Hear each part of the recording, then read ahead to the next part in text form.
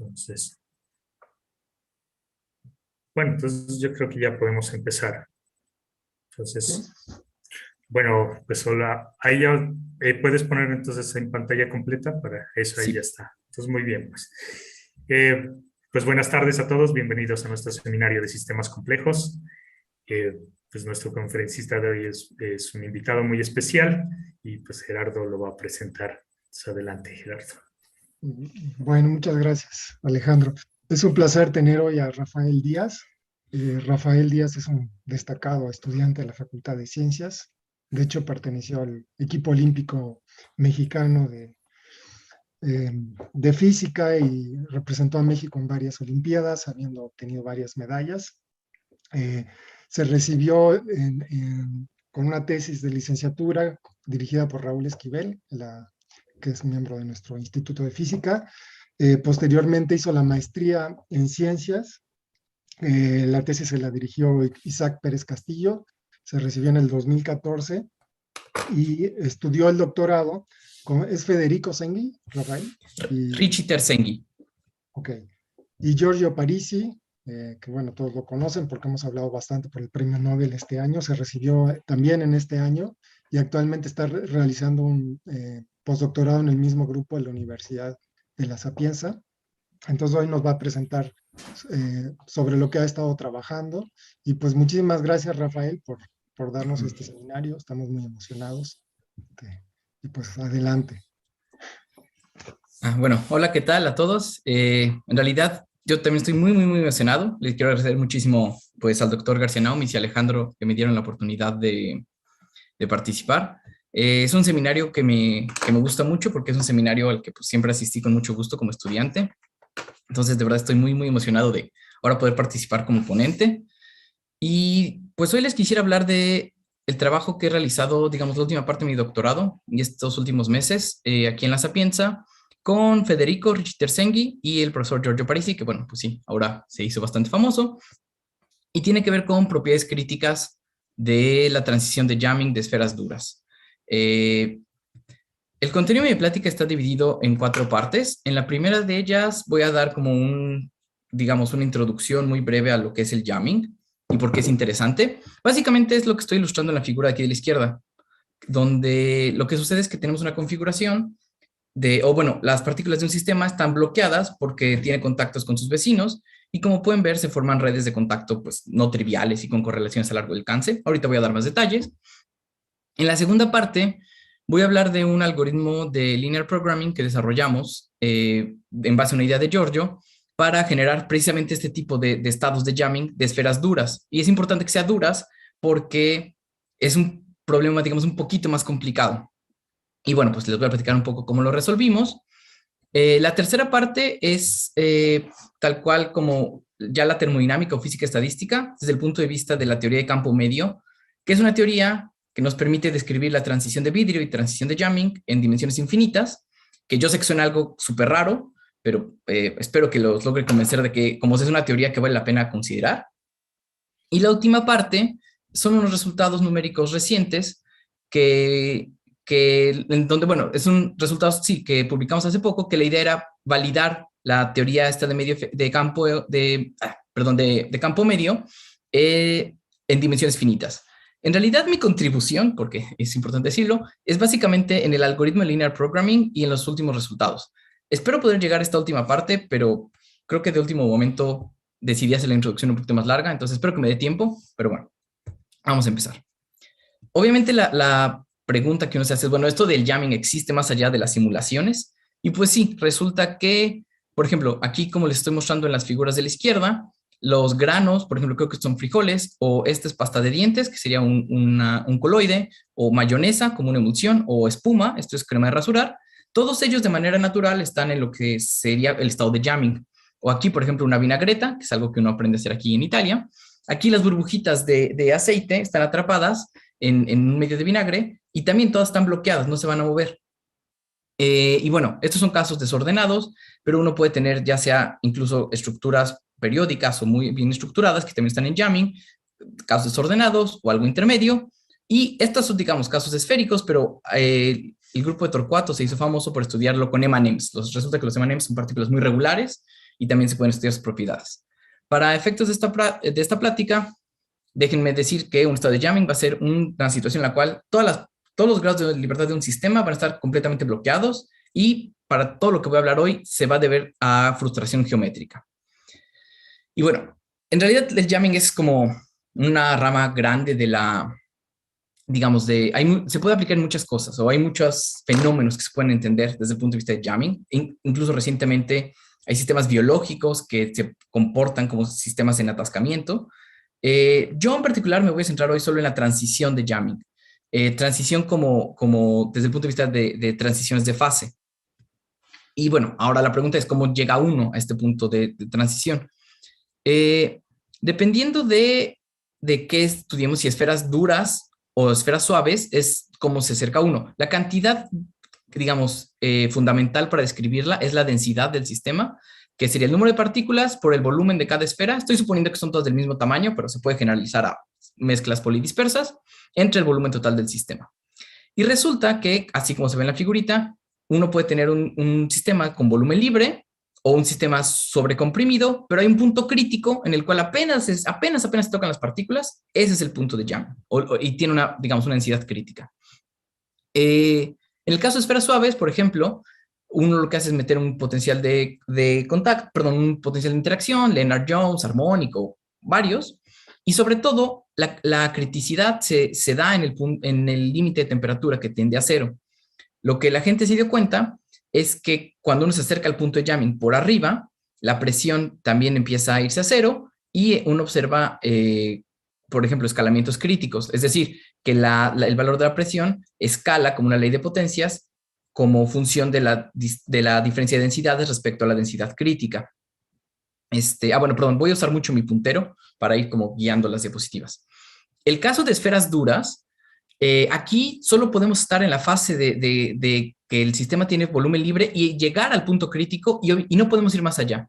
Al menos lo que hoy me refiero como esferas duras son esferas infinitamente rígidas que apenas empieza a haber traslapes entre ellas, el potencial se hace infinito. Entonces, no va a haber traslapes. En este caso, como la energía de interacción siempre es efectivamente cero, la temperatura no es, digamos, un parámetro muy importante. Y de hecho, si uno rescala de esta manera, la presión termodinámica obtiene una cosa que se llama presión reducida y uno puede estudiar de manera como equivalente los sistemas de esferas duras en diferentes dimensiones. Y en términos de esta presión reducida, lo que sucede es que la presión empieza a diverger cuando nos acercamos al punto de jamming y es lo que muestro en este diagrama de fases, que es aquí se comporta, bueno, ni siquiera es un diagrama de fases, solo es como el comportamiento numérico, que aquí, esta parte aquí es la parte líquida, aquí sería una transición vítrea, y en la parte muy, muy profunda del vidrio, en la parte sobrecomprimida, uno empieza a notar como la presión diverge. Aquí estoy graficando el inverso de la presión. Y de hecho se puede demostrar que la presión diverge como el inverso de la distancia al punto crítico, que es del jamming, o sea, el inverso de la diferencia de densidades. Ahora, yo hable de que es una transición de fase. Primero, quiero decir, para mí la transición de jamming es una transición diferente a la transición vítrea. Hoy no voy a hablar de la transición vítrea, solo de la de jamming. ¿Y por qué sabemos que es una transición de fase? Bueno, pues sabemos, por ejemplo, que hay muchos escalamientos críticos, en particular para esferas suaves, es decir, cuando nos acercamos por arriba a la densidad de jamming, si uno introduce un potencial de interacción de este tipo, una ley de potencias en función de esta H, sería como los traslapes u overlaps, y es un potencial de contacto, porque con la función de Heaviside que pongo aquí, yo digo, las esferas solo interactúan cuando se traslapan. Tan pronto no se traslapan, dejan de interactuar. Entonces, definiendo de esta manera el potencial de interacción y que sería la energía potencial total del sistema, se ha demostrado que la energía, la presión, perdón, se dice bulk modulus en inglés, disculpen, es que es la primera vez que doy un seminario en español, pero bueno, esta cantidad también tiene un escalamiento y todas ellas dependen precisamente de esta alfa, que es el tipo de potencial que estoy introduciendo. Esta cantidad que es lo que me mide es la diferencia o el número, las fluctuaciones, digamos, del número de vecinos que tiene cada partícula. Esta resulta que es independiente del potencial.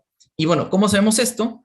Por ejemplo, los trabajos de Andrea Liu, ella es una experta en estos temas. De hecho, ha dedicado una gran serie de trabajos a medir esto numéricamente o dar argumentos teóricos de por qué sucede así. Han encontrado funciones de escalamiento. Es decir, tenemos ideas de que esto es cierto. ¿Y cómo se ve? Por ejemplo, aquí en las 3 gráficas de la izquierda, estoy mostrando precisamente el comportamiento del bulk modulus para esferas armónicas, es decir, con alfa igual a 2, y uno que se llama potencial hertziano. La gráfica de arriba es para sistemas en 2 dimensiones bidispersos, es decir, discos de 2 tamaños.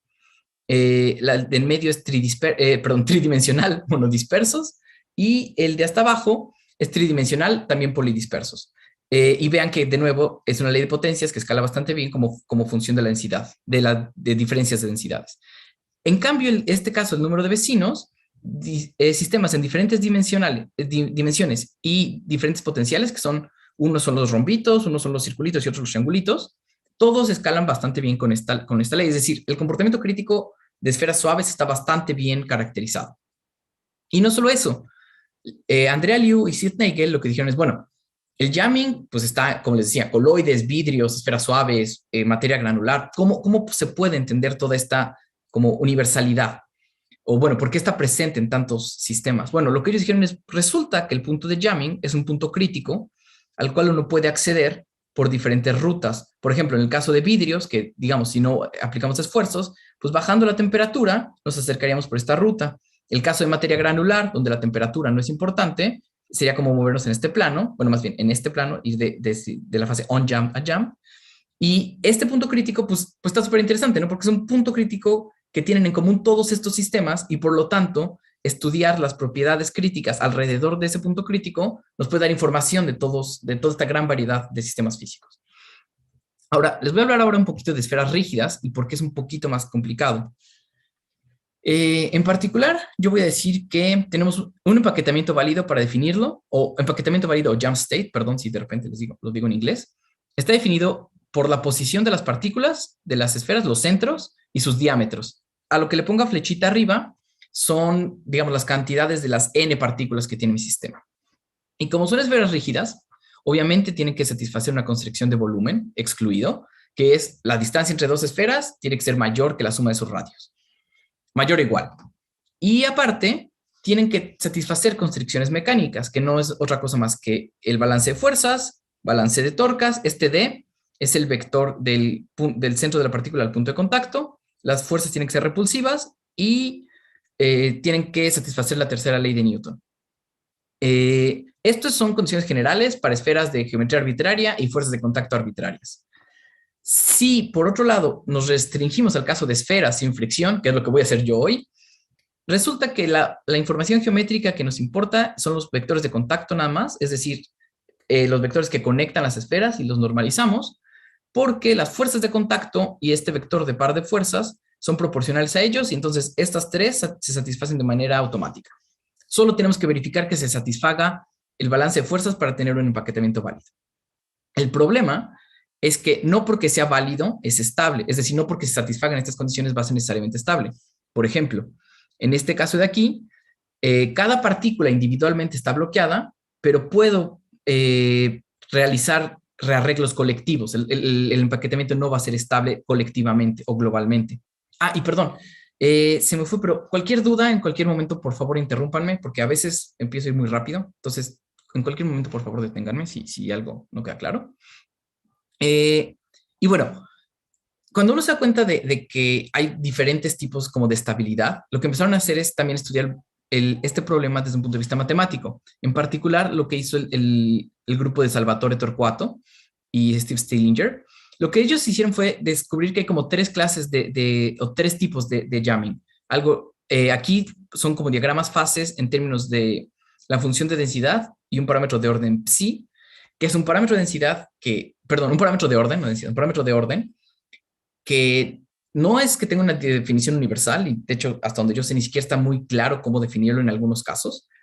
Y la idea es que uno puede generar estados de jamming en toda esta región azul, pero hay 3 clases diferentes. ¿Por qué? Porque, por ejemplo, estos que son localmente estables o locally jam son estados donde una partícula o cada partícula está bloqueada, pero como les decía hace rato, puede hacer unos rearreglos colectivos. Y no solo pasa en los casos ordenados, también en algunos desordenados, como el que les pinto arriba.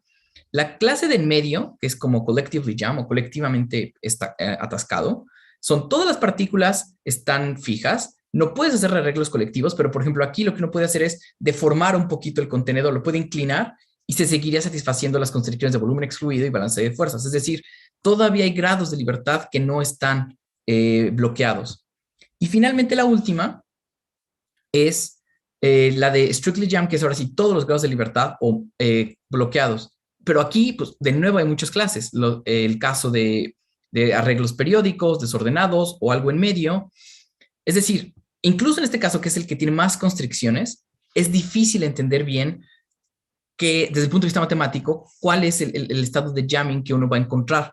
Y, por ejemplo, en todos los diagramas fases está resaltado lo que se conoce como Maximally Random Jam State, que es como el empaquetamiento máximamente aleatorio, perdón.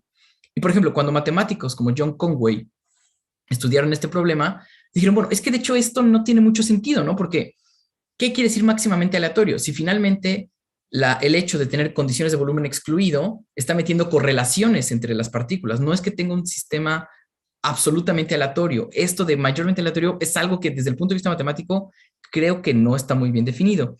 Y hasta donde yo sé, acercándose al problema de jamming matemáticamente, uno tiene que lidiar con todas estas cosas y hay pocos resultados generales que se puedan obtener. Uno que sí se puede obtener, por ejemplo, es que el número mínimo de vecinos que deben de tener las partículas es este de aquí, es decir, la dimensionalidad del sistema más 1. Si cualquier partícula tiene menos de este número de contactos, va a ser inestable y todo el sistema puede hacerse inestable.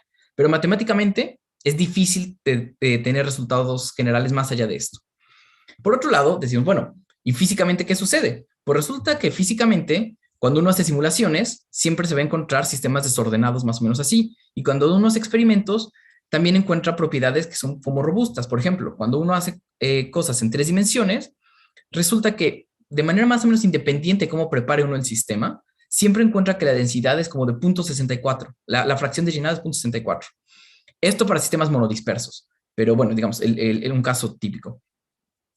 Otra cosa que uno encuentra es que independientemente de la dimensionalidad, ya sea con simulaciones o con experimentos, el número promedio de vecinos es como el doble de la dimensión.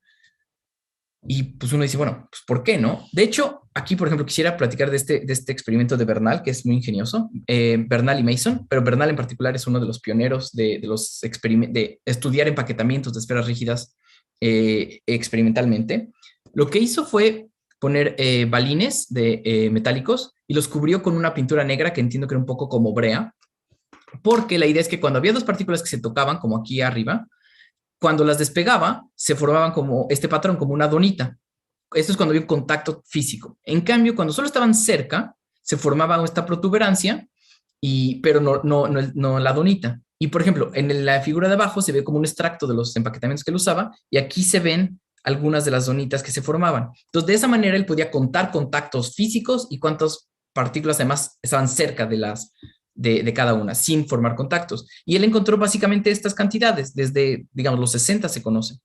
Después, Mucarsel probó que con probabilidad 1, una configuración va a tener, en el punto de jamming, de transición de jamming, va a tener este número de contactos promedio, el doble de la dimensionalidad, que es algo que se conoce como condición isostática, que es algo con lo que voy a insistir muchísimo a lo largo de mi plática. Y bueno, lo que pasó es que después Andrea Liu sacó un trabajo donde hacía el análisis de escalamiento crítico y Torcuato le respondió y le decía, bueno, es que ustedes no están definiendo bien esto del jamming, de la transición de jamming, hay muchas clases, no están definiendo bien el parámetro de orden. Y en esta respuesta, ellos dicen, bueno, sí es cierto, puede ser que matemáticamente haya muchas posibilidades de llegar al estado de jamming, pero físicamente siempre encuentran las mismas. Casi independientemente de qué protocolo uses numérico en esferas duras o qué protocolo de minimización de energía use uno en esferas suaves, estas son las propiedades que uno va a encontrar o condiciones análogas en otras dimensiones, ¿no? Es decir, hay cantidades muy bien definidas. En particular, esta de la isostaticidad se puede entender a partir de una cosa que se conoce como criterio de conteo de Maxwell, que básicamente, bueno, pues sí, desde el siglo XIX, cuando estaba Maxwell, lo que dijo es, bueno, ¿qué quiere decir isostático? Que el número de contactos o constricciones que tengo en un sistema es igual al número de grados de libertad, degrees of freedom, que a grandes rasgos es la dimensionalidad de mi sistema por el número de partículas, más un término que depende de cuántas, que puede depender de simetrías de las partículas, condiciones de frontera o de las simetrías del contenedor de mi sistema, pero es un término que no escala con el tamaño del sistema. Por otro lado, también si yo cuento cuántos vecinos hay el número total de vecinos que hay por las partículas, es decir, la suma del número de vecinos individuales, y me doy cuenta que cada contacto involucra 2 partículas, pues puedo ver que el promedio de esta cantidad tiene que ser el doble de esta, y justo en el caso de isostaticidad, el número promedio de contactos es el doble de la dimensionalidad por algo que es chiquito. Y por eso es que siempre se encuentran este valor cerca del punto de jamming. Y de hecho, pues más bien depende, o sea, la distinción va a haber de a 2. O uno tiene una estructura cristalina o un punto de jamming. Desordenado, quiero decir. Perdón, siempre que diga jamming me refiero a cosas desordenadas. Aquí lo que les estoy mostrando es como el diagrama de fases en 3D, que la parte de aquí de abajo a la izquierda es la parte líquida, luego una región de coexistencia, y luego si seguimos comprimiendo empezamos a obtener estructuras cristalinas. Esto siempre que permanezcamos en equilibrio. Si vamos por la rama metastable, al final lo que vamos a encontrar es precisamente que el punto donde la densidad es máxima, donde ya no puedo inflar más las partículas, ni puedo comprimir más el sistema, ese va a ser el punto de jamming isostático.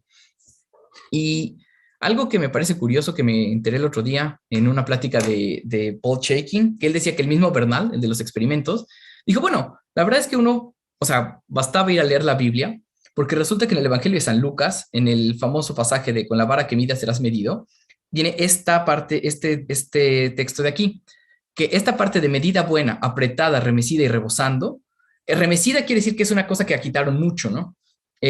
La medida es básicamente la medida con la que uno medía el grano, y lo que te está diciendo es, si te portas bien, te van a dar una medida que está en este estado de acá, de máxima densidad posible.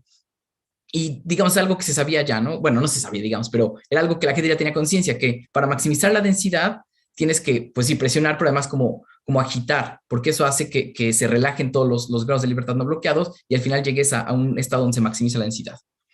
Y bueno, para ser un poquito más formal con esto de la isostaticidad, ¿por qué es importante? Porque resulta que cuando un sistema es isostático, las fuerzas solo van a depender de la geometría del sistema. Por ejemplo, en general, esta ecuación azul sería la ecuación de balance de fuerzas. Recuerden, las flechitas es todas las fuerzas de las que actúan sobre las n partículas, son las fuerzas externas, tienen que estar balanceadas por las fuerzas de contacto, que son esta de F minúsculo. Este es un sistema de dn ecuaciones con ns variables, que son precisamente las fuerzas de contacto. La S es la expresión que pongo aquí, se conoce como matriz de rigidez, o matriz de contactos, creo, que básicamente es una matriz que tiene ceros, donde las partículas no están en contacto. Y cuando sí están en contacto, la entrada es básicamente la componente correspondiente al vector de contacto. Recuerden, son los vectores que conectan 2 partículas que se tocan. Entonces, todo esto es geométrico. Entonces, esta matriz la puedo definir para las n partículas, para cada una de las d dimensiones y para los ns contactos. Los corchetitos cuadrados, perdón, es el índice que uso para contar contactos. Entonces, bueno, esta es mi ecuación de balance de fuerzas general. ¿Qué sucede cuando no hay fuerzas externas, por ejemplo? Que es el caso sencillo. Cuando no hay fuerzas externas, tenemos básicamente un sistema homogéneo de ecuaciones. Y resulta que, por ejemplo, en el caso de condiciones de frontera periódicas, que es el caso también sencillo en el que me voy a enfocar, pero esto se puede generalizar para condiciones de frontera rígidas o con fuerzas externas también, pero este es el caso sencillo. Cuando tenemos casos de frontera periódicas, resulta que yo puedo desplazar el sistema en cada una de las d dimensiones y el sistema permanece invariante, no tengo simetrías. Estas simetrías se reflejan en que el número de dimensiones de mi sistema, ese mismo número de ecuaciones van a ser linealmente dependientes, lo que se conoce como modo cero, zero modes. Esos los quito porque son ecuaciones linealmente dependientes. Eso quiere decir que el número de grados de libertad efectivos se reduce en d. Y entonces, ¿cuántas soluciones va a tener este sistema de aquí en verde? Pues el número de contactos o de variables menos el número de grados de libertad efectivos. Pero si fueran exactamente iguales, tendría una matriz cuadrada igual a 0. Es decir, un sistema homogéneo y la única solución sería 0. Sabemos que esa no se puede, ¿no? Porque hay fuerzas entre las partículas. Entonces, la condición mínima para que haya al menos una solución es precisamente este conteo, es, digamos, el número riguroso de isostaticidad, que es el número de grados efectivos más 1. Siempre que suceda eso, todas las fuerzas de contacto solo se van a determinar geométricamente. ¿Por qué? Porque recuerden que esta S de aquí es la matriz de contactos que depende solo de las posiciones de las partículas. Entonces, dadas las posiciones de las partículas, yo automáticamente les puedo dar las fuerzas. Y esta condición de isostaticidad es algo que se encuentra en el punto de jamming, ¿no? Entonces, digamos, desde el punto de vista incluso algebraico, la transición de jamming es especial. Pero no solo. También de manera general uno puede definir este hessiano, que es, de nuevo, en términos del producto de la matriz de contactos. Y bueno, esta es la expresión exacta. No es muy importante, básicamente es en la diagonal sumas los vectores de contacto, fuera de la diagonal, ceros, excepto donde hay contactos. Donde hay contactos, uno pone un producto de vectores de contactos correspondientes. No es muy importante. Lo que es, digamos, más relevante es que este hessiano que se encuentra para esferas duras se puede encontrar también, por ejemplo, para esferas armónicas. Es decir, es un hessiano que sabemos que describe varios sistemas en el punto de Jamming. ¿Y qué podemos hacer? Bueno, pues con el hessiano podemos estudiar la respuesta que tiene el sistema a perturbaciones. En particular, ¿qué pasa si abre un contacto? Pues sucede algo como lo que les estoy mostrando aquí. Para calcular los desplazamientos que ocurrirían cuando calculo, para calcular los desplazamientos que ocurren cuando abro un contacto, hay que calcular esta cuestión de aquí, donde este vector lambda es básicamente ceros en todos los contactos, excepto en el que estoy decidiendo abrir. Por ejemplo, en la figura aquí de la izquierda arriba, estoy abriendo el contacto entre estas dos partículas como en verde y azul, y estos son los desplazamientos que se generan. Y abajo lo que estoy mostrando es la magnitud de los desplazamientos. Vean que es bastante heterogéneo porque pues, esto está en escala logarítmica, ¿no? Entonces hay varias escalas. Lo que realmente sucede con mayor frecuencia es que apenas abres un contacto y el sistema reacciona, tienes una respuesta extensiva. Todo el sistema se da cuenta que abriste un contacto, aunque sea chiquito. Vean que no tiene que ver con la magnitud de las fuerzas, son básicamente las mismas. Y aquí, como se ven en la gráfica de hasta abajo a la derecha, es una respuesta mucho más homogénea. Muchas partículas se mueven en una cantidad comparable. Y esto sucede precisamente en la isostaticidad, porque el hecho de tener como un contacto apenas más allá del número justo que necesito, lo que me da es una cosa que se llama estabilidad marginal. Marginal porque sí, mi sistema es estable, pero apenas le mueves un poquito y todo tu sistema reacciona y puede reaccionar de una manera que no necesariamente es lineal a la magnitud, digamos, no es proporcional a la magnitud de la perturbación que tú pusiste. Entonces, bueno, esta es también otra de las, creo que, cosas extrañas que suceden en la transición de jamming. Y bueno, estas son algunas cosas de las que sabemos, pero también hay bastantes problemas abiertos. En particular, pues nos gustaría tener una teoría de la transición de jamming desde primeros principios, es decir, una teoría tipo mecánica estadística de cómo es que sucede esta transición de jamming.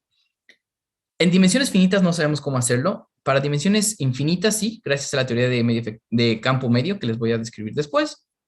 Otra cosa que tampoco creo que estamos muy seguros es qué tan robusta es toda esta fenomenología. Es decir, si yo en vez de usar esferas uso elipsoides, encuentro lo mismo, o si en vez de usar potenciales de contacto uso potenciales más generales, ¿podría encontrar lo mismo? Creo que es algo que también no se ha estudiado con tantísimo detalle.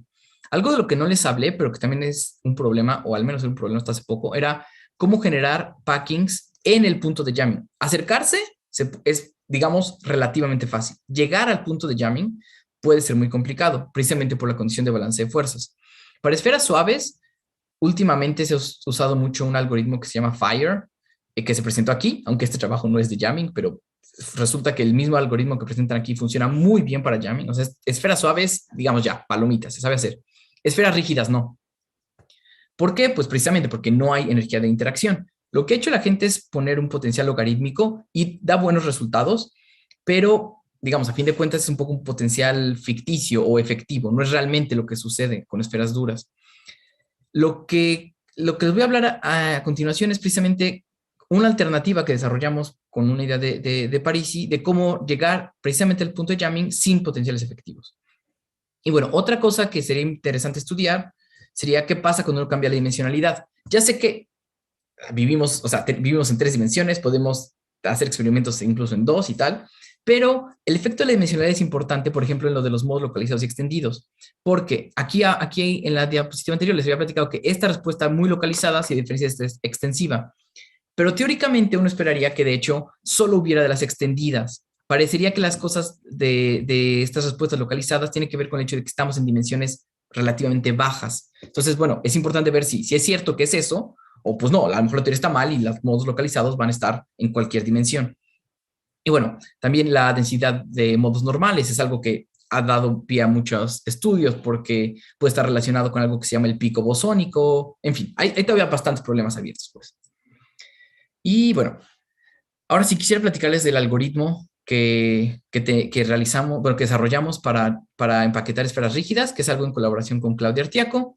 estamos a punto de poner en Archive un texto dedicado solo a, perdón, un paper dedicado solo a este algoritmo y va a estar en GitHub, por supuesto, para quien lo quiera usar. Pero bueno, digamos, si les da mucha curiosidad y no aguantan a que lo subamos, están en estos trabajos también donde los describimos como a grandes rasgos. Pero bueno, a ver, ¿cuál es la idea? La idea es entender el jamming o el empaquetamiento de esferas rígidas como un problema de optimización. Es una idea que Giorgio dice que en realidad puede ser que se le haya, o sea, es una idea que ya se ha estudiado antes. En particular, Torquato también la presentó en estos trabajos. Y cuando Giorgio se le ocurrió presentar este algoritmo, él dijo que ya había leído estos trabajos. Así que pues dice que pues igual subconscientemente él ya tenía en mente estas ideas, porque realmente ambos algoritmos son parecidos, pero bueno, digamos, también hay que darle crédito a Torquato, que es un experto en estos temas. Pero bueno, la idea es, yo les doy una configuración, es decir, las posiciones de las partículas, los diámetros y por supuesto una densidad menor que la de jamming. Y el problema es encontrar los desplazamientos de las partículas, que voy a denotar como S, tales que cuando yo desplace las partículas con esos desplazamientos, yo pueda maximizar la densidad del sistema y por supuesto sin que las partículas se estén sobreponiendo, sin que haya overlaps. Matemáticamente, esto lo podemos plantear de esta manera, donde en vez de maximizar la densidad, vamos a maximizar un factor de crecimiento de los radios, porque bueno, si maximizo el tamaño de los radios, maximizo la densidad. Y estas constricciones que denoto como G son las constricciones de que no haya traslapes ya en la configuración transformada, es decir, con los desplazamientos y con los radios reescalados. La idea es que cuando yo transforme la configuración como aquí les pongo en azul, llego al punto de jamming. Y noten que no estoy poniendo ningún potencial. O sea, esto es, digamos, la geometría, un problema de optimización geométrico que corresponde a jamming de esferas duras. Aquí no hay potenciales. Y, digamos, pictóricamente se ve como ilustro aquí, relativo a la esfera, al disco en negro. Las otras, por simplicidad, asumo que están fijas. Y la idea es que estas constricciones de volumen excluido son los anillos blancos, y lo que me dice es que el centro del disco 1, del disco negro, no puede entrar en esa zona blanca. Entonces yo tengo que buscar soluciones en toda la zona gris, pero ese es el problema, porque esa zona gris no es convexa. En realidad, se puede demostrar fácilmente que es un problema de optimización con constricciones no convexo. ¿Por qué? Pues básicamente porque el volumen excluido me está poniendo hoyos en mi conjunto de soluciones posibles. Cada vez que no tiene hoyos, tiene un problema no convexo. Y matemáticamente los problemas no convexos pues, son los más difíciles. Son muy complicados de resolver. Entonces, bueno, pues ¿qué hace uno? Lo que dijo Giorgio es, bueno, a ver, vamos a suponer que no estamos en jamming, pero estamos cerca. Y si estamos cerca, las partículas se van a mover poquito. En particular, sus desplazamientos relativos van a ser muy pequeños en comparación a sus distancias relativas. Por lo tanto, podríamos despreciar los órdenes cuadráticos de los desplazamientos y el mismo problema de la diapositiva anterior se transforma en este problema de optimización lineal. La función objetivo es la misma, es lineal, y ahora las constricciones son estas de aquí, que son lineales. Es un problema de linear programming. Bueno, esa es la terminología matemática. Y geométricamente se puede ver así. Lo que eran las constricciones estas de los anillos, ahora son en vez de tener estos círculos, tenemos estos hiperplanos en dimensiones altas. Y tenemos que buscar ahora soluciones en esta sección gris, que es un polítopo. Y los polítopos son bonitos, porque, entre otras cosas, son convexos. Entonces, este problema es mucho más sencillo de resolver. Y pues aquí dijimos, no, pues ya la armamos, está muy bien. El problema es que no, porque la solución de este problema lineal no es realmente la del problema exacto. Digo, no es una sorpresa. Pues uno casi nunca, con una aproximación lineal, uno casi nunca le pega al problema exacto. Pero bueno, en este caso, es fácil verlo porque aquí lo que estoy graficando es las constricciones ya con la densidad maximizada, y este sería el desplazamiento óptimo. Se puede ver que satura las constricciones lineales, las Fs, pero no las Gs, que son las curvas aquí punteadas. Entonces, los optimizadores van a ser distintos. Entonces, ese es un problema. Pero bueno, después dijo yo, bueno, ok, pero a ver, la nueva configuración no tiene traslapes. Perdón, ¿por qué no tiene traslapes? Porque este polítopo siempre está estrictamente contenido en el conjunto no convexo. Es decir, cualquier solución que satisfaga las constricciones lineales satisface las exactas también. Entonces, seguro nunca va a haber traslapes. Y también tiene mayor densidad, porque pues, las maximizamos, aunque sea en una aproximación, pero es más grande la densidad. Eso quiere decir que esta nueva configuración la podemos usar para tener otro problema de optimización lineal. Y entonces, pues podemos proceder iterativamente. La configuración en el paso T más 1 es la configuración que tenía en el paso T, transformada con los optimizadores que obtuve en ese paso T. Perdón, y los los radios los rescalo con la raíz cuadrada de gamma para que siempre tenga cosas lineales. Es, digamos, solo un detalle. Si lo hiciera lineal también se podría, pero así toca lineal y es más sencillo. Eso quiere decir sencillamente que paso de esta configuración aquí, después de algunas optimizaciones paso a esta configuración de acá. Aquí ya ni siquiera estoy poniendo el disco negro porque tapa todo, pero entonces vean cómo el conjunto de solución se va reduciendo, reduciendo, reduciendo. Y de hecho cuando converge se reduce un solo punto. ¿Y cómo se identifica esto? Porque cuando converge, los desplazamientos óptimos son 0 y ¿cuál es el factor de crecimiento? 1. O sea, no crece. Ni te mueves ni creces. Eso es jamming. Tengo todos los grados de libertad bloqueados. Y con este algoritmo podemos producir, por ejemplo, esta figura que les había mostrado antes, ya lo probamos hasta en 5 dimensiones, funciona bien. Podemos usar esferas de diferentes tamaños. Y no solo es obtener la configuración, también podemos obtener todas las fuerzas de contacto. Resulta que cuando uno hace el análisis un poquito más cuidadoso del algoritmo, vienen incluidas, porque las fuerzas van a ser los multiplicadores de Lagrange. Así como en mecánica analítica uno tiene constricciones y se construye el lagrangiano y para encontrar cuál es la fuerza que estas constricciones aplican sobre las partículas del sistema uno calcula precisamente la derivada del lagrangiano con la, ¿cómo se llama? Con las coordenadas y los multiplica por los multiplicadores de Lagrange. Es básicamente lo mismo. Estas constricciones lineales tienen asociadas multiplicadores de Lagrange, que denoto como lambda, que tienen que ser no negativos. En el punto, en el punto optimal, cuando resuelvo el problema, si quieren, lo que sucede es que se satisface una cosa que se llama complementary slackness. Perdón, no sé cómo se dice en español. Pero lo que dice es que el producto del multiplicador por su constricción correspondiente tiene que ser 0. Eso es, o una es 0 o la otra es 0. En particular, cuando la constricción es 0 y estamos en esta condición de convergencia, se puede ver que este vector es 0, este gamma es 1. Eso quiere decir que la distancia entre partículas es la suma de los radios, es decir, hay contacto. Entonces, siempre que esta constricción sea 0, las partículas están en contacto y se le tiene que asociar un multiplicador estrictamente positivo. Y de hecho, este multiplicador, de ahí se pueden obtener las fuerzas de esta manera. Te puede demostrar que ese es el escalamiento correcto. Si quieren, luego les doy más detalles. Pero no solo es que se pueden obtener las fuerzas, también lo que nos dimos cuenta hace poco es que si uno analiza las propiedades de la solución óptima, en particular utilizando una cosa que se conoce como condiciones de Karush-Kohn-Tucker, se puede demostrar que los spackings llegan al punto de equilibrio y estabilidad global, que suena así dicho en voz alta como a propuesta de campaña, pero lo que quiero decir es que se satisfacen las mismas ecuaciones, es decir, estas fuerzas construidas de esta manera con los multiplicadores de Lagrange, satisfacen las mismas ecuaciones que les había platicado hace rato en general, ¿no? Para jamming isostático. Además de que podemos probar que exactamente el número de contactos que vamos a tener es el que requiere para isostaticidad. Entonces, este algoritmo que empezó solo con una aproximación lineal, ahora pudimos demostrar que siempre nos va a producir packings en la transición de jamming isostática, siempre, que es lo que queríamos estudiar, ¿no? Entonces, por eso estamos muy contentos con que pues, este algoritmo funciona bastante bien. Y bueno, les digo, ya casi lo publicamos. Si no hay dudas hasta aquí, quisiera pasar a la parte de teoría de campo medio, que ya es, digamos, la parte más de física estadística. Esta teoría de campo medio la desarrollaron, bueno, es una teoría en la cual Parisi ha contribuido de manera activa y se desarrolló, pues, realmente es reciente, en la última década. Yo creo que estos 4 trabajos de aquí, este de acá arriba, el de al lado, el de Nature, este de acá abajo y el de hasta abajo, son, digamos, donde se establece la física estadística o la termodinámica de la teoría. Como ven, es para esferas duras. Este de Glaser Jamming Transitions from Exact Results to Finite Dimensional Descriptions es un review que está bastante bueno, lo invito a leerlo si están interesados, y ya está un libro. Este libro es como toda la teoría autocontenida, está bastante bueno, pero bueno, desde mi punto de vista no es lectura de noche, pero tal vez a mí se me dificulta.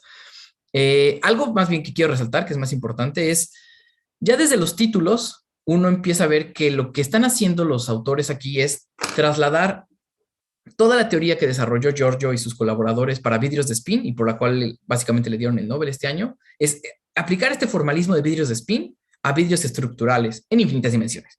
Pero es básicamente lo mismo. Esta Gardner Transition es una transición de vidrios de spin. Esto de Full Replica Symmetry Breaking Solution, básicamente la teoría de Giorgio es toda la teoría de réplicas, y lo que él desarrolló es cómo entender la física cuando tiene una cosa que se conoce como rotura completa de simetrías. Entonces, están aplicando las mismas herramientas, lo cual creo que, bueno, a mí me parece fascinante que tenga esa teoría tenga toda esta envergadura que te permite estudiar tantas cosas. Aunque bueno, también en mi opinión, bueno, más bien, confieso que no entiendo las matemáticas que hay de fondo porque me parecen bastante complicadas. Entonces, voy a hacer mi mejor esfuerzo por resumirlo de la manera más como coherente posible, pero pues a ver qué tal. Primero, la pregunta es, ¿por qué ir a dimensiones infinitas? Lo cual, pues creo que es la pregunta que todos nos hacemos. Y entonces les voy a poner el ejemplo de un modelo de Ising en una latiz hipercúbica.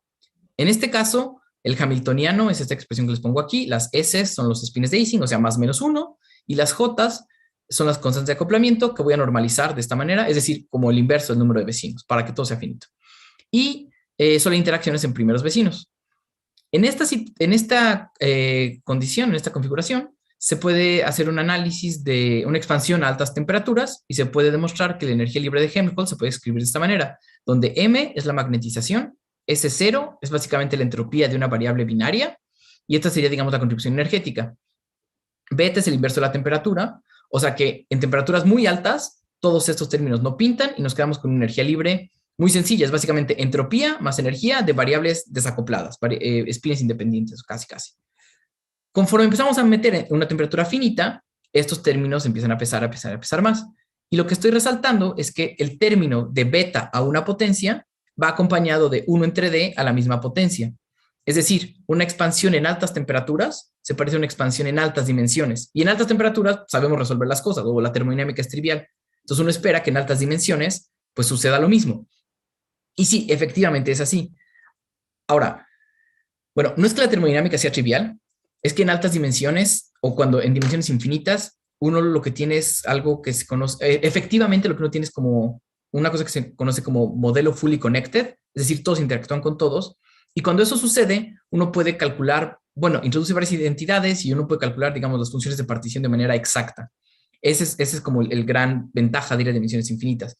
Incluso en líquidos, bueno, perdón, se me está acabando el tiempo, entonces me voy a saltar esta parte, pero la idea es que en líquidos, la expansión virial, por ejemplo, de energía libre, en dimensiones infinitas se puede truncar en el segundo término, y es una expresión exacta, y se pueden hacer simulaciones de modelos de campo medio donde esto se puede verificar, ¿no? Entonces, por eso puede ser útil ir a dimensiones infinitas, de manera intuitiva. Ahora, la teoría de campo medio, o MFT, es muy poderosa en el sentido de que nos permite conocer todo el diagrama fase de esferas duras. Así como antes tenía aquí la densidad, cuando uno va a dimensiones altas, lo que hay que hacer es rescalarlo de esta manera para que esta cantidad permanezca finita, pero más allá de eso, lo importante es, ¿por qué es poderosa? Bueno, para empezar, esta teoría de campo medio nos dice que hay una transición tipo B vítrea a un valor preciso de la densidad rescalada, pero no es una transición de fase tal cual, es más bien una transición dinámica, pero se puede predecir exactamente dónde está. Más allá de esa transición, uno puede incluso equilibrar lo que ya serían vidrios o líquidos, digamos, termodinámicamente serían líquidos, dinámicamente serían vidrios. Y se pueden equilibrar termodinámicamente. Lo cual yo sé que suena raro porque pues, estamos acostumbrados a que los vidrios nunca se equilibran. Aquí, digamos, en la teoría se puede hacer. Pero también se pueden llevar fuera de equilibrio, que sería comprimirlos aquí. Eso se hace de manera teórica con una cosa que se conoce como primera rotura de simetría de réplicas, que es un formalismo igual de spin glasses trasladado aquí. Pero físicamente, ¿qué es lo que quiere decir? Que en el líquido, como estoy mostrando aquí en la parte izquierda, en el líquido el espacio fase está todo conectado y el sistema es ergódico, puede explorarlo todo. Cuando uno va más allá de la transición vítrea, el espacio fase se descompone en diferentes como clústeres o cúmulos y la configuración se queda atrapada ahí, ya nunca va a poder salir de ahí. ¿Y esto cómo se ve? Se ve, por ejemplo, con el desplazamiento cuadrático medio. En el líquido empieza con un régimen balístico, luego puede haber aquí una planicie, que se extiende dependiendo qué tan cerca estemos de la transición vítrea, pero después eventualmente se recupera el comportamiento difusivo de equilibrio. En cambio, en el vidrio no, está la parte balística y se queda en la planicie para siempre. Y lo importante es que la altura de esta planicie nos dice más o menos de qué tamaño son estos valles. En inglés se dice basin, yo lo estoy diciendo valle, pero bueno, la idea es esa de basin. Y eso es lo que sucede, como les digo, en esta parte de líquidos fuera de equilibrio. Pero uno puede comprimir más. Y lo que yo creo que sorprendió a la gente es que cuando uno comprime más, se encuentra otra transición de fase, más bien, una transición de fase de las buenas de la segunda orden aquí, que se conoce como transición de Gardner, por Elizabeth Gardner, que de nuevo la estudió en vidrios de spin, ahora en vidrios estructurales. Aquí lo que sucede es que la solución con una rotura de simetría de réplicas es inestable y se tiene que utilizar el formalismo de una rotura completa de simetrías. Básicamente, si aquí en la parte de vidrios normales había un parámetro de orden, aquí tenemos un número infinito de parámetros de orden. Pero más allá de eso, físicamente la idea que uno tiene es cada uno de estos valles o de estos mínimos se empieza a descomponer en una jerarquía donde un valle contiene otro valle, por ejemplo este verde, que tiene otros valles, los amarillos, que tiene otros valles, los puntos rojos chiquitos. Y cada uno de esos empieza a definirme estados en los cuales mi configuración se puede quedar atrapada. Y de hecho es toda una jerarquía, se puede demostrar que están ordenados jerárquicamente y que además la métrica del espacio se vuelve ultramétrica, que básicamente quiere decir que no se satisface la desigualdad triangular, sino otro tipo de desigualdad entre las distancias. Bueno, no, si quieren luego les hablo otro poquito de transición de Gardner, pero más allá de todas las cosas matemáticas, físicamente lo que sucede es que es un estado, de nuevo, marginalmente estable, y esto cómo se ve, por ejemplo, con las susceptibilidades dinámicas.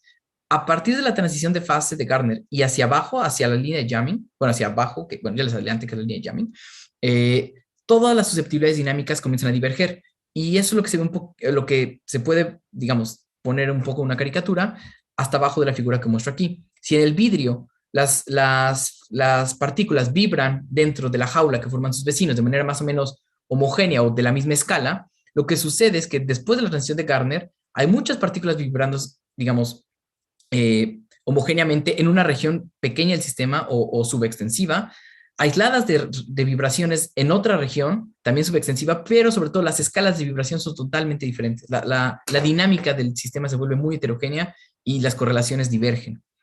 Y bueno, finalmente, hasta el fondo encuentra uno la línea de jamming. ¿Por qué línea? Porque, bueno, hace rato yo hablaba del punto de jamming, ¿no? Aquí resulta que tenemos una línea de puntos críticos. Cada punto crítico es haber comprimido uno de estos estados vetrosos hasta este punto, y cada uno de ellos me va a dar un punto de jamming. Entonces se nos forma una línea de puntos críticos. Y bueno, me van a decir, qué bonita teoría en dimensiones infinitas, pero pues para los que estamos en dimensiones finitas, pues ¿por qué nos interesa?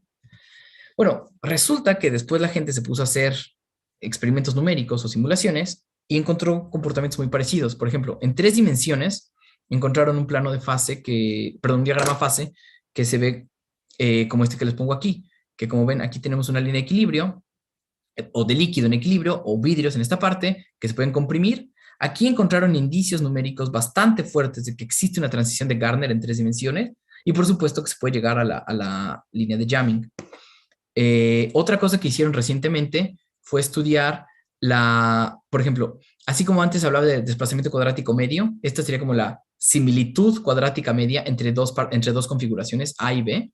¿Por qué? Porque lo que queremos ver es si es cierta esta idea de la jerarquía de mínimos que tiene el paisaje de energías, pues si tengo 2 configuraciones que pertenecen como a la misma rama, a la misma jerarquía, deberían tener una similitud parecida. Y uno puede encontrar como estos diagramas que verifican que sí es cierto. Esto también en sistemas en 3 dimensiones. Y aparte, una de las predicciones, yo creo que más bonitas, porque es una predicción cuantitativa, es el escalamiento de lo que se conoce como el parámetro de orden de Edward Sanderson, que, perdón, no es otra cosa más que el valor de esta planicie aquí, la altura de esta planicie.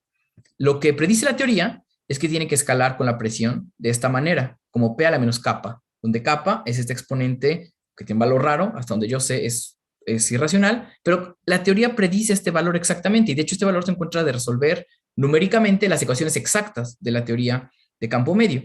Y cuando uno va a hacer simulaciones en diferentes dimensiones, pues vean, encuentra un ajuste, yo diría, si no perfecto, muy, muy bueno, ¿no? Entonces, es una predicción cuantitativa de la teoría.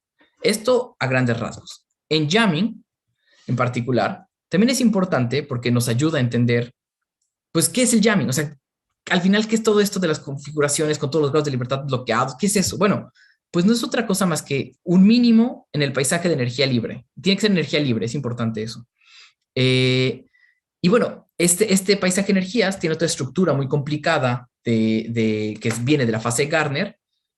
¿Y eso qué quiere decir? Que cuando uno está como ya acercándose a un mínimo, la estructura general de una red de contactos va a estar más o menos determinada, pero no los contactos individuales. Los contactos individuales o, digamos, los detalles finos de una configuración se determinan hasta que uno llega a los mínimos de ese diagrama de fase. Entonces, dos mínimos que estén cerca van a tener una red de contactos similar, pero no exactamente la misma.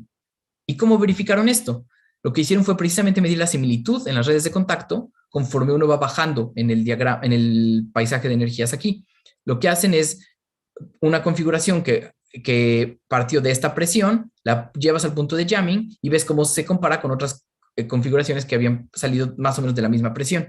Entonces aquí, esta cantidad que pongo aquí, bueno, más bien arriba, es si dos partículas están en contacto en la configuración A y en la configuración B, cuenta como 1. Si no, vale 0. Y lo que ven es que se empieza a aumentar de manera gradual y en diferentes dimensiones. ¿Y por qué es importante esto de gradual? Porque si en vez de tener esta estructura complicada, tuviéramos una estructura de mínimos sencillos, como les pongo aquí en el diagrama de hasta la izquierda, lo que uno vería en esta gráfica de la similitud de fuerzas es que aumentaría hasta un valor y luego daría un salto una vez que caigo en ese mínimo simple, ¿no? Ya que estoy en ese mínimo y no hay ningún otro en donde caer, pues eso va a ser lo más, o sea, no vería un cambio en la similitud cuando cambio la presión. En cambio, el hecho de que yo vaya viendo que sube poquito a poco, básicamente es porque cada vez que voy subiendo, cada vez que voy bajando en el mínimo, voy eligiendo un mínimo diferente, que se parece al de al lado, pero no es el mismo. Y bajo más y hay menos opciones porque hay menos mínimos, pero todavía tengo muchos mínimos para explorar. Entonces, bueno, esta es como la verificación numérica. Además, también lo que hicieron fue, de analizar el comportamiento crítico de las soluciones de las ecuaciones de mean field. Se puede demostrar que las fuerzas de contacto tienen una distribución de ley de potencias, donde de nuevo este valor del exponente θe tiene un valor raro, pero de nuevo se encuentra de la solución de las ecuaciones exactas. Y cuando hacen simulaciones en 3 dimensiones, pues encuentran un acuerdo bastante bueno. Y lo mismo para los gaps. Los gaps son, esta es la expresión que pongo hasta acá abajo, que básicamente es las partículas que no se están tocando, pero casi, tienen una distribución también de ley de potencias. Y de nuevo, el exponente es este exponente con un valor raro, pero de nuevo, es una predicción exacta. Y de nuevo, en dimensiones de 3 a 9, uno encuentra un ajuste bastante bueno. De hecho, hasta donde tengo entendido, es la predicción más exacta que se ha hecho con teoría de réplicas para materiales o modelos de materiales realistas. Pues bueno, esto creo que es bastante sobresaliente. Y pues básicamente también lo que nos dice es que pues, el jamming define una clase de universalidad donde entran los vidrios, coloides y los sistemas que les hablé en la primera parte de mi plática. Y bueno, esto también explica por qué el punto de jamming se puede alcanzar por diversas trayectorias. Pero aparte, por ejemplo, el caso de materia granular, resulta que hay una similitud fuerte entre la mecánica estadística de Sam Edwards para materia granular tal cual y el formalismo de ruptura completa de simetrías de réplicas, que así como hay una jerarquía como de mínimos, en el caso de materia granular de Sam Edwards hay una jerarquía de clases de estabilidad.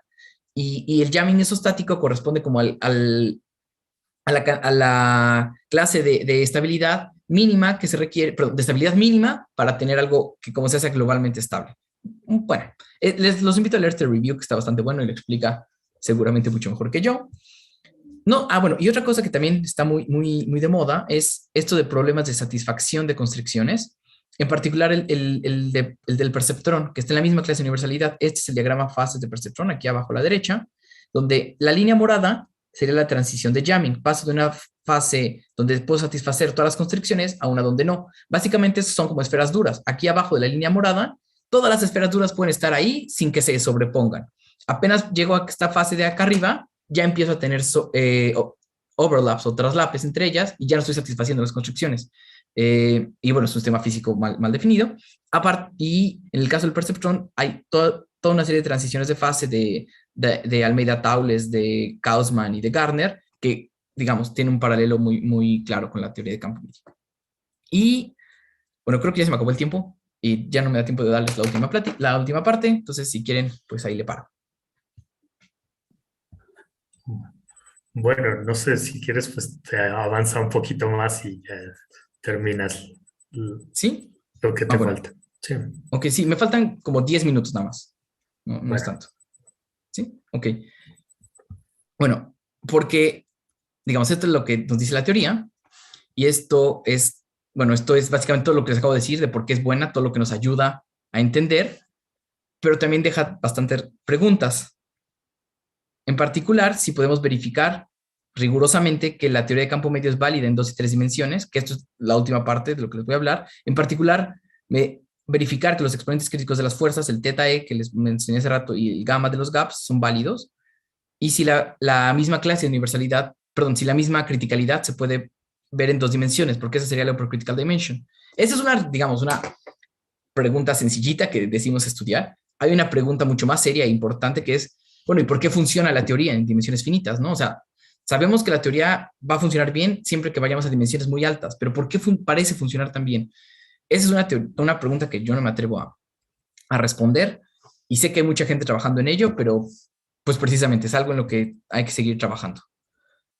Esta parte de medir los exponentes críticos y verificar la teoría de campo medio es algo que publicamos recientemente en colaboración con estos colegas, Patrick Charbonneau, Eric Corwin, Cameron Dennis, todos ellos están en Estados Unidos, y Haruki Ikeda estaba en Francia y ahorita ya está en París, perdón, en Japón.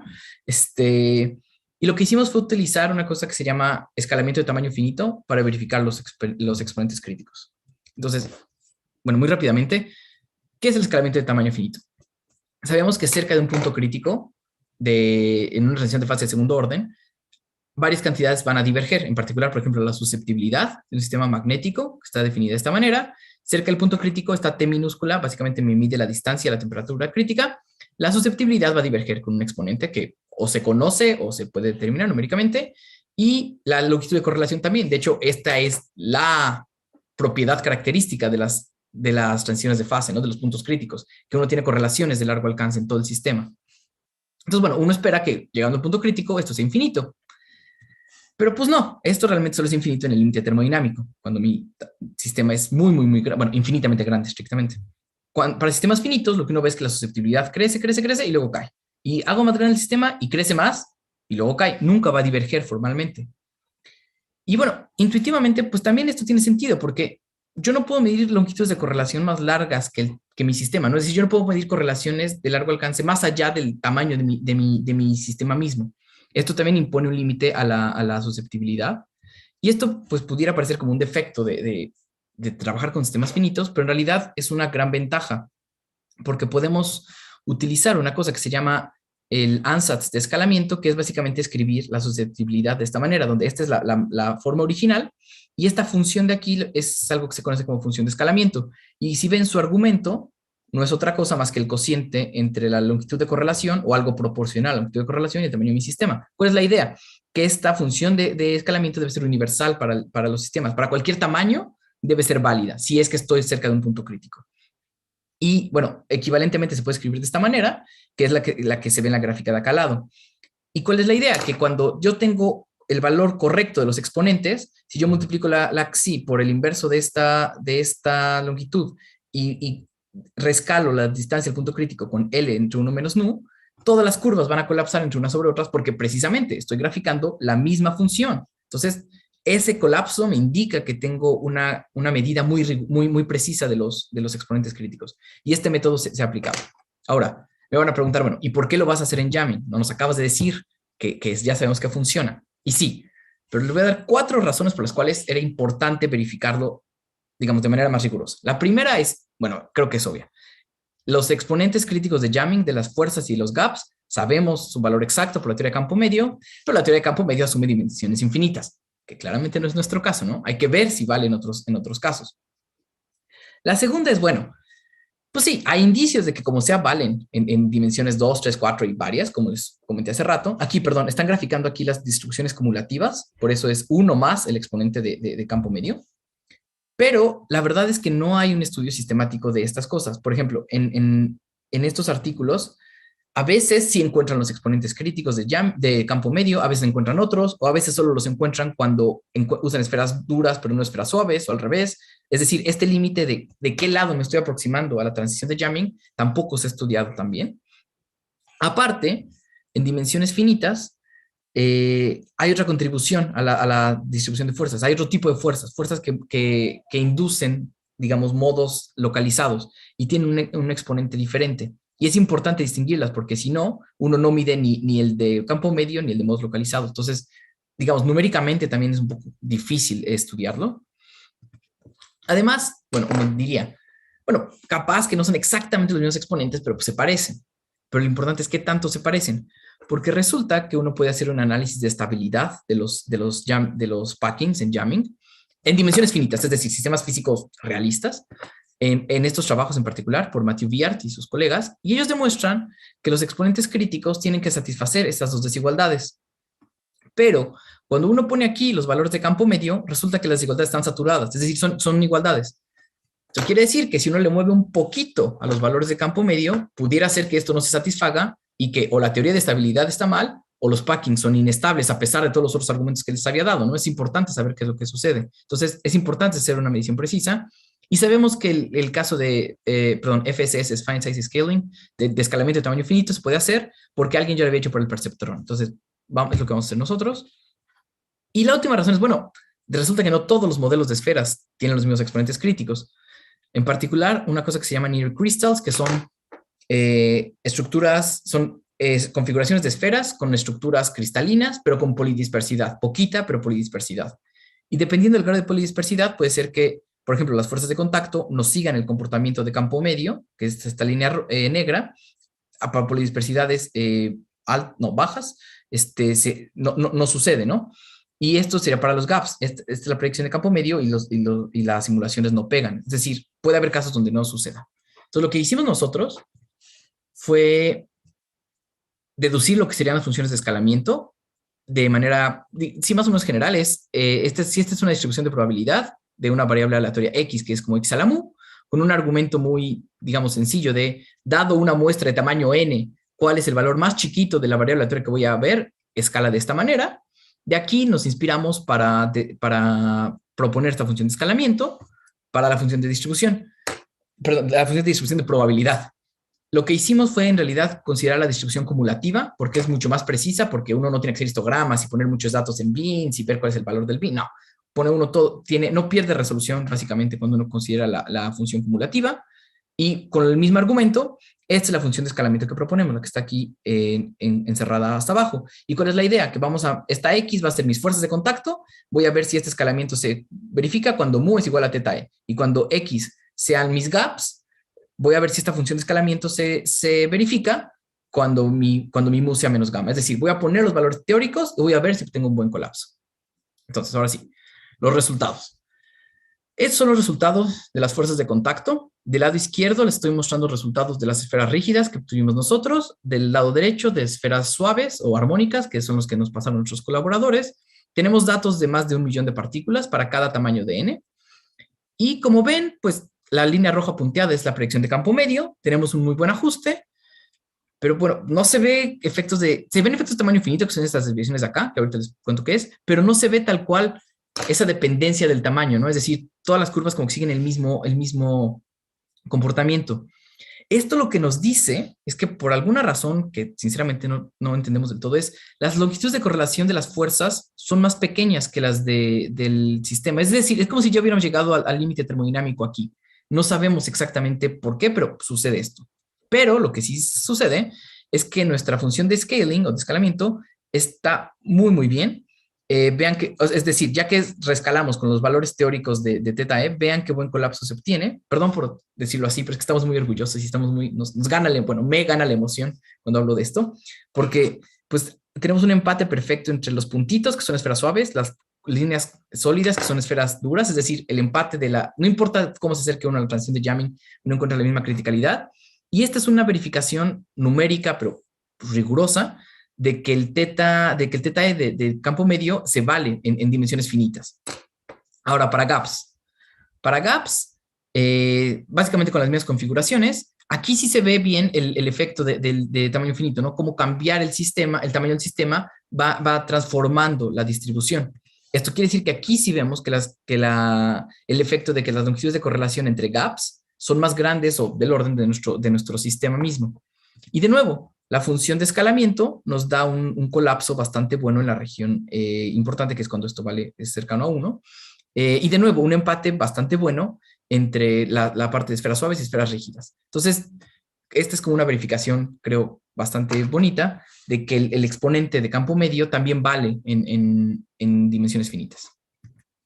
Y bueno, ya la última parte es estas colas que se ven aquí extrañas en las distribuciones, rigurosamente no sabemos qué es. Heurísticamente tenemos argumentos de que es un efecto también de tamaño finito, que se debe a que en sistemas finitos la condición de isostaticidad, de nuevo esa que les hablé al principio, no es exactamente el doble de la dimensión, pero tiene estos términos, ¿se acuerdan? Que iban como 1 entre n.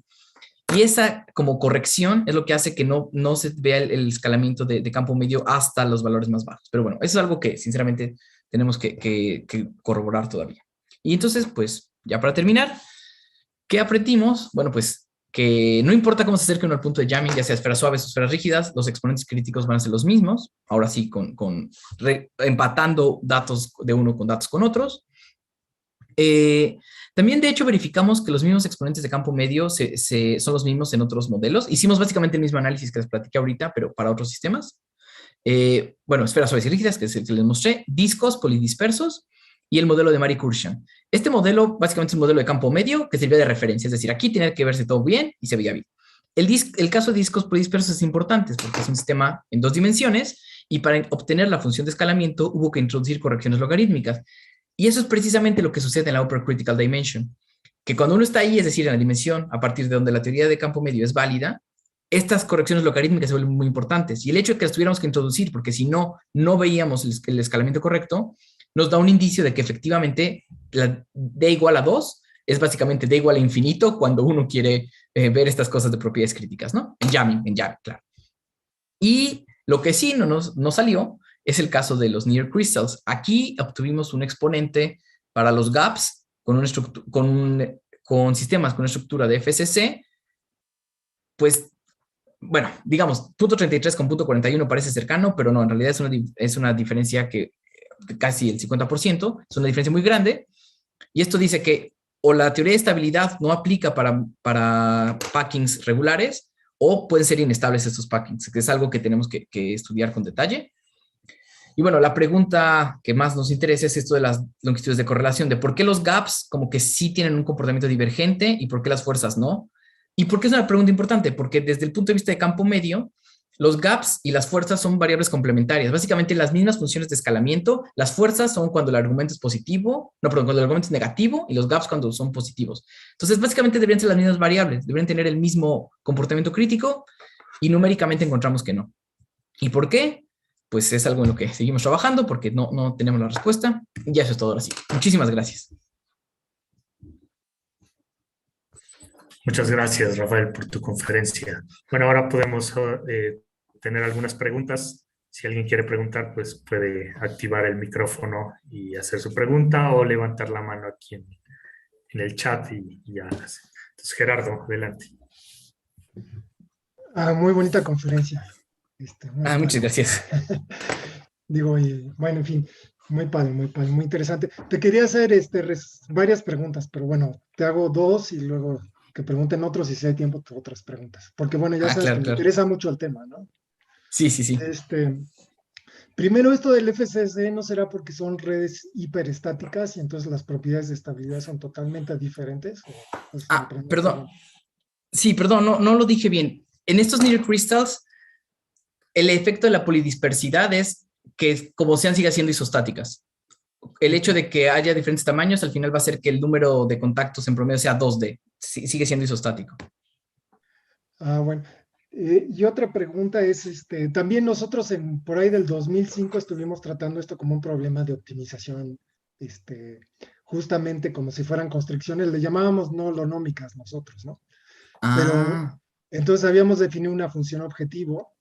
Ajá. Decíamos, bueno, tenemos que minimizar esto con estas condiciones no holonómicas que equivalen como si tuviéramos la suma de contactos. Pero investigando un poquito, habíamos encontrado que tenía que ver con un criterio que finalmente, así como moviendo las manos, con un criterio que utilizaba la gente en coloides, de que llegabas como una minimización respecto al centro de masas. No sé si con la teoría que ustedes tienen pueden llegar así como un resultado así medio intuitivo. Ah, ay, bueno, la intuición que dábamos nosotros es que lo que vamos haciendo es si me puedo regresar un poquito, déjenme, así va a ser más rápido. Creo que aquí, así. La idea es que vamos estamos haciendo una aproximación de una cosa no convexa con un polítopo en altas dimensiones y se puede demostrar que para que una configuración de jamming para que la configuración no se escape y de repente una cosa que como que ya ibas a llegar al punto de jamming, de repente se te rearregle toda y pierdas como esa rigidez que ibas construyendo poco a poco, se puede demostrar que el polítopo que tiene que englobarla tiene que tener el número de grados isostático. Y lo que estamos haciendo nosotros es precisamente del problema de no convexo exacto, estamos construyendo la aproximación lineal para generar este polítopo. De manera como yo lo veo cuando tengo que ver figuritas es, cuando uno ve como lo que hace el algoritmo es, empieza a acercar las partículas y es como si las constricciones lineales estas, como si fuera como una barra rígida entre las partículas, como si empezaran a interactuar con un bastón en medio. Y entonces lo que va haciendo es, empiezan a empatar fuerzas con esos bastones, empieza como si fueran a empatar torcas, aunque no es exactamente una torca. Y solo es ir reduciendo poco a poco el volumen disponible por ir como aproximando poco a poco contactos, pero eso de centro de masa suena más interesante. Lo voy a revisar porque está padre. Bueno, de hecho ya te mandé el trabajo porque justamente en ese entonces yo me busqué cosas de experimentales y encontré que era un criterio como empírico que usaban los que hacían medios globulares. Ah, ok. Entonces le voy a dar uno Pero de bueno, más pero igual a cuidadoso. la comisión no sé. Y yo también tengo que leer esto. Bueno, pero ahorita luego te hago otros. Ya, Ok. no sé más si alguien puede preguntar. Bueno, más preguntas. Sí, quisiera hacer una pequeña pregunta. Adelante, Denis. Hola, Rafael. Hola, Denis, ¿qué tal? ¿Qué tal? Pues sabes que también hay una aplicación del jamming en los sistemas de células que forman tejidos. Sí. En biología, bueno, creo que la gente argumenta que tiene alguna relación con el jamming y no sé si intentaron crear configuración que son jammed a partir de un crecimiento de células, bueno, un poco como bueno, en este acetato ahí, si creces de manera isotrópicas las esferas y reescalas el tamaño total del sistema, o introduciendo nuevas esferas, bueno, no sé bien cómo se puede hacer, van creciendo hasta que se empiezan a mover, digamos, entrar en contacto y moverse, etcétera, hasta llegar a una situación donde es imposible moverse. Y no sé si eso genera las configuraciones similares a las que ustedes estudian, o escuchaste, tienes alguna información sobre ese tipo de algoritmos. Híjole, bueno, la verdad no conozco bien a bien los sistemas biológicos. Yo lo que he visto, bueno, para empezar, son los sistemas más bonitos porque pues, son reales y lo ve cómo se mueve, ¿no? Entonces, es como lo que estaría muy interesante estudiar.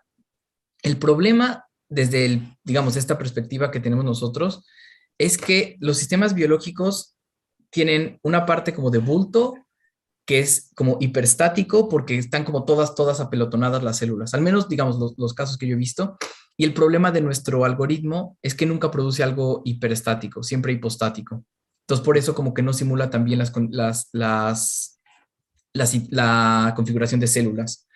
Por otro lado, digamos, de las otras cosas que había visto que eran más experimentales, siempre quedaba el problema como de de la frontera, ¿no? Porque obviamente yo digo condiciones periódicas, condiciones de borde cerradas, pues fácil decirlo en la computadora, pero cuando hacían los experimentos, pues siempre quedaba como una parte, digamos, de células que se podían ir moviendo y veían que eso disminuía los contactos que se formaban en la red. Digo, sé que se ha estudiado también un poco desde el punto de vista de las fuerzas que se forman, pero no como desde la transición de jamming. Creo que hay una investigadora que se llama Lisa Manning, que precisamente lo que ha visto es cómo el environment, sí, bueno, los alrededores de las células determinan, creo que hasta un poco su crecimiento, y precisamente ella viene de toda esta comunidad de jamming y aplicaba las técnicas así, pero te digo, creo que no era exactamente transición de jamming, sino sistemas overjammed. Bueno, muchas gracias. Solo un comentario, que Lisa dio un coloquio hace como 3 meses en el FUNAM. Ah, ¿en serio? Nada más para ponerlo en contexto. No, está bien, digo, no sé si se acuerda, pero de niño... Ah, yo no sabía. Qué buena onda. Sí, no lo escuché. Tengo una pregunta. Adelante, José Luis. Gracias por la charla, muy interesante, muy bien estructurada. Te felicito. Ah, muchísimas gracias. Muchísimas gracias. Respecto a este problema del jamming, obviamente ha habido aplicaciones al caso del tráfico, vehículos, modelos simples o en casos reales de tráfico. ¿Ustedes podrías comentar algo sobre este tema? Ay, pues creo que lo único que podría comentar es que es muy interesante, pero nunca hemos podido abordarlo con detalle, porque sí, digamos, porque nos enfocamos mucho a la parte de vídeos estructurales y su aplicación a vídeos estructurales, a vídeos estructurales, pero bueno, desde mi punto de vista, el problema de jamming en tráfico es que era diferente porque son como, ¿cómo se dice? Como bursts dinámicos, de que está todo aglomerado y luego sale, luego se aglomera y sale. Y hasta donde yo tenía entendido, eso no era exactamente la dinámica que se veía con estos sistemas más vetrosos, digamos. Entonces, la verdad, lo que puedo decir es que está muy interesante, pero no puedo dar un paralelo muy estricto. Okay.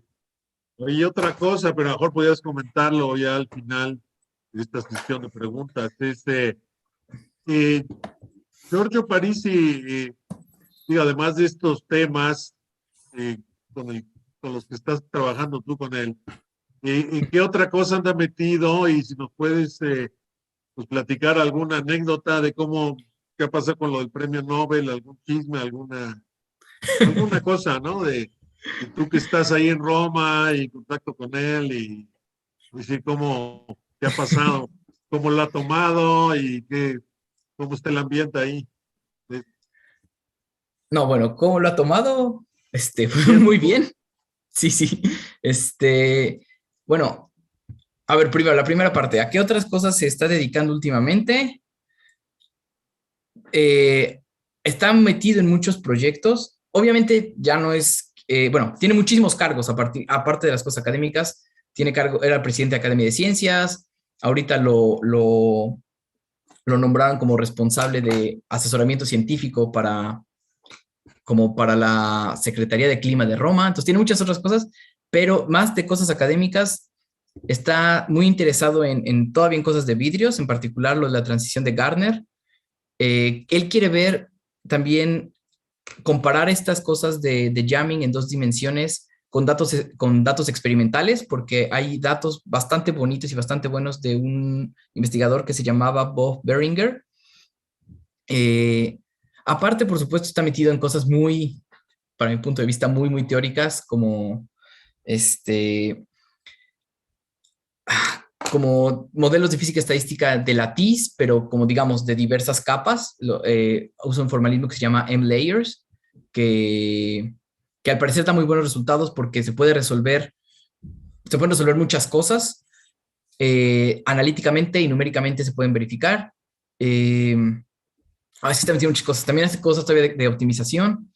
Ya no comenté, pero esto de jamming, del caso del perceptrón, por ejemplo, él y Silvio Franz se dieron cuenta que el caso del perceptrón tenía la misma clase de universalidad de jamming, que el perceptrón, que es este modelo muy sencillo de una red neuronal, es básicamente un clasificador lineal que me dice, tengo perros aquí, gatos acá, encuéntrame un plano que los separe. Este modelo en dimensiones altas es lo mismo que el jamming y está muy metido en eso. Y bueno, todavía cosas de vidrios de spin, por supuesto. Ay, pues hace muchas cosas. Y pues, ¿qué ha pasado? Pues, bueno, en el grupo obviamente estamos contentísimos. Fue una noticia, bueno, no sé, yo nunca me imaginé estar en el grupo de alguien que ganara el Nobel. Y pues es muy bonito y ahora pues ya Giorgio se ha hecho, digamos, un poco una celebridad, no solo científica, si ya era científica, ahorita ya sale en la tele y cosas así. Y lo que, bueno, perdón, creo que algo muy bonito que, bueno, algo muy bueno que ha tenido esto, es que él desde hace mucho ha estado, dice y dice y dice que es vital que se apoye la ciencia básica, en particular en Italia, porque las estadísticas de Italia muestran que forman muchos científicos, pero muchos se van porque no hay más oportunidades en Italia. Y él, ahora sí, con todo el peso que involucra ser un Nobel, no ha dejado de decirlo y ha ido a la Cámara de Diputados y al Parlamento de todos lados a seguir a decirlo y a decirlo, y ya obviamente en ámbitos internacionales, y al parecer sí ha tenido un efecto. Al parecer el nuevo presupuesto, por ejemplo, es más generoso con la ciencia. Y esa era más bien mi pregunta, es decir, porque él era alguien muy conocido en la física, en la ciencia, pero digamos, fuera del ámbito académico, pues nadie sabe quién es. Por ignorancia del resto del mundo, no por el trabajo de él. Pero ahora, digamos, el premio Nobel pues siempre atrae todos los reflectores, digamos, toda la fama. Sí. Y él, yo oí una entrevista que él estaba justamente usando esto para apoyar la ciencia con los tomadores de decisiones, con los políticos. Pues. Y Sí. me da gusto que haya ya resultados concretos y seguramente habrá más. Yo tengo muy buenos amigos italianos, pero muchos de ellos están o en Estados Unidos o en el Reino Unido. O así, ¿no? Entonces, y él estando en Roma, pues sí tiene la teoría también, para decirlo, yo he hecho la física desde Roma, ¿no? Sí, no, absolutamente. Y de hecho, era algo que recalcaron de que él es de los pocos Nobeles italianos que se formó totalmente en Roma y es de la escuela romana, tal cual. Entonces él sí es como premio Nobel italiano hecho en casa. Trabaja ahí. Sí. Ahí, ¿no? Y se formó aquí. No, pues buenísimo. Yo lo conozco un poco y hemos coincidido en algunos comités de la UPAP y otras cosas. Me dio mucho gusto, ¿no? Sí, no. Y es muy, muy buena onda. De verdad es una persona súper, es fascinante, muy, súper amable. Es de verdad una persona increíble. Qué bien, pues qué gusto conocerte y verte. Sí, igualmente sí, creo que no habíamos coincidido así. Bueno, pues tenemos espacio para una última pregunta. ¿Alguien quiere preguntar algo más o comentar algo? Bueno, pues al parecer ya no hay más preguntas. Rafael, muchas gracias por tu conferencia y pues cuando regreses a México y esperemos que ya salgamos de todo esto, pues te invitamos al seminario para que nos sigas hablando de esto, de las nuevas investigaciones. Se ven muy prometedoras todo lo que estás haciendo en este momento. Y pues bueno, estamos en comunicación. Te mandan también por el chat ahí saludos, varias personas. Gracias. Muchísimas gracias a todos, de verdad. Y también en YouTube también muchas personas que no entraron a esta sesión aquí en Zoom estuvieron por YouTube. Entonces, gracias por tu seminario y bueno, a todos los demás ya los estaremos invitando a los futuros seminarios. Que esté muy bien. Adiós a todos. Dios, muchísimas gracias. Muchas gracias a ti. Hasta luego. Hasta luego. Adiós a todos. Hasta luego.